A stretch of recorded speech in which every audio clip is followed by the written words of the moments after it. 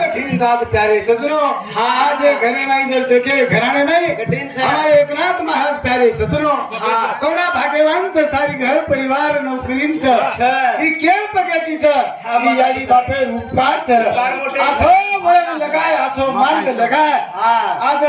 रावसाहेब मामा साधो बाप आणि मरद प्यारे सजनो तो नाम जगे में येत की साहेबणे याडी बाप प्यारे सजनो नाम होत वळण लगा करता आज परिवार माहिती बापूजी छोडन चले छोडन